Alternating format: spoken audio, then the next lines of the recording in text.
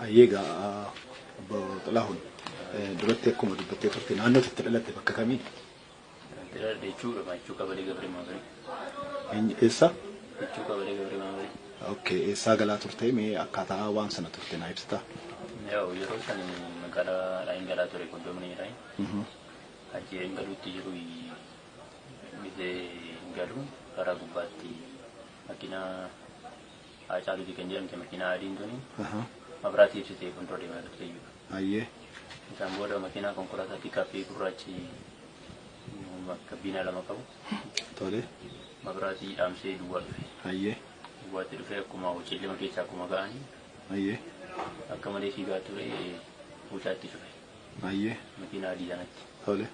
Sanatti cufee namni lama makiinaa gurraacha kana keessaa hin bu'e. Ayyee. Isaan margaan hin bu'anii kaallachuutti fiiganii. Ayyee. Isaan booddee balbala makiinaa adii sana Haacaaluutti kan jedhamu sana. Ayyee. Isaan mirgaan bananii karaa lachuun balballisaa. Tole. Isaan booddee masee dhukaasni dhokee. Ayyee. Dhukaasni dhokee karaa mi'a dhokee hin beeku. Karaa bitaatti dhokee mirgaa dhokee hin beeku. Ayyee. Akkuma jedhanii balbala banansanii cufaniituma makiinaa gurraachatti deebi'an diiganiitu. Ayyee. Makiinaa gurraachatti hin deebi'anii isaan booddee isaan makiinaa isaanii gorfatanii. Ayyee. Biyya deemuudhaa jedhan makiinaan isaanii daandii jireenyaa gubbaa kore. Ayyee. Daandii jireenyaa gubbaa kore yeroo sanii akka kufuu wayii ta'e makiinichi. Ayyee. Isaan booddee miin wayii kufee iddoo sanitti. Ayyee. Kan kufeeyanii yeroo san maatiin dhadhee akka gisee daaruu fi guutii ture jiru. Ayyee. Isaan booddee fi guutii sanaan kaasee gisee daaruu fi guutii xiqqoo wayiiti. Ayyee. Ishii fudhee nan deeme giseen zoorituudhaan makiinatti adiin tuni akka deemuun dhaabbatti akka waan deemuun dhaabbatti hin deemtiin dhaabbatti. Ayyee. Yeroo sanaan akkatti namni rukutame siyyaallee bakka talamaan madaa jiranii jedhetu malee hin jedhetu waan nan gale.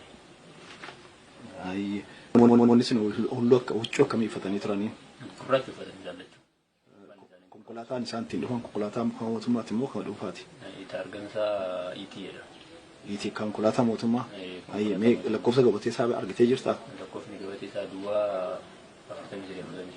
Duwwaa 43 ET hodii afur makiinaa mootummaatii jechaadha. Ayyee kabiroo